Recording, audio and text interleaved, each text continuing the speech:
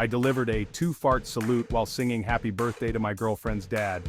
This isn't your typical aita post, but it has a lot to do with the A and H in aita. Ever since I can remember, I've had digestive issues. Diagnosed with IBS, I'm constantly dealing with stomach discomfort, bloating, and the urgent need to pass gas.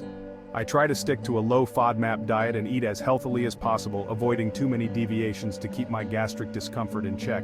The problem arises when I'm invited to social occasions and have to eat what the host has prepared.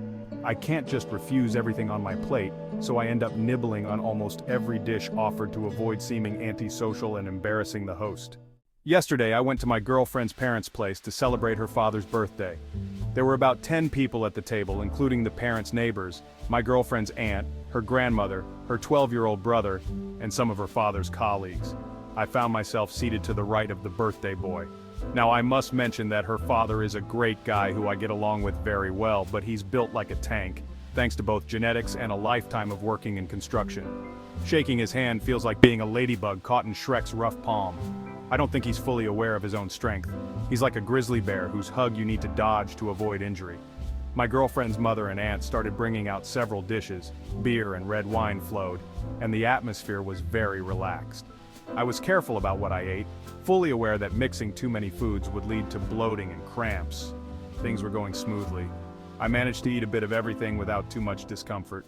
That was until my girlfriend's father insisted I drink some red wine with everyone at the table. Not much, just a little. Out of politeness, I didn't refuse, even though I knew red wine caused me serious problems. I hoped that a few sips wouldn't do any harm. Big mistake! A few minutes after sipping the wine, my intestines started to rumba, and my abdomen swelled up like a balloon from the gas buildup. I hoped it would pass on its own, but soon realized I needed to excuse myself and head to the bathroom to release the gas. Just as I was about to make my move, my girlfriend's mother walked in with the cake, and everyone stood up to sing happy birthday. I stood up to join in the singing when, suddenly, the birthday boy, overcome with emotion, grabbed me in a bear-like hug. The moment he squeezed me, my breath caught, and I felt the gas in me rush towards the exit. And exit it did, loudly. Loud enough to be heard clearly over the chorus of Happy Birthday to You. The guests continued singing, scanning the room for the source of the noise, while my girlfriend's younger brother burst into laughter and loudly asked, "Did you fart?" As the song ended, all eyes turned towards me, with my girlfriend's mother turning to scold her son for his blunt question. I felt the remaining gas in me rushing to escape again. I clenched my muscles as tightly as possible, focusing all my strength to prevent another outburst. Unfortunately, I lost the battle, and the gas escaped with a high-pitched, short sound that was even louder now that no one was singing.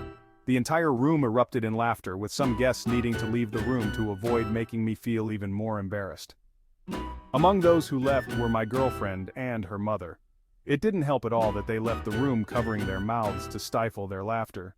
I wanted to excuse myself and rush to the bathroom, but my brain sabotaged me again, making me stay put to avoid everyone thinking I was heading off to poop.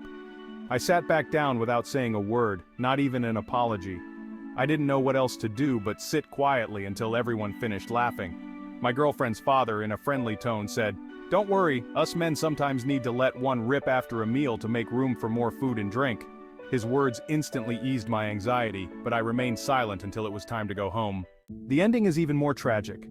Since I kept holding back from going to the bathroom to release the accumulated gas, I ended up constipated. Even now, as I write this, I'm still trying to expel what I ate yesterday and today.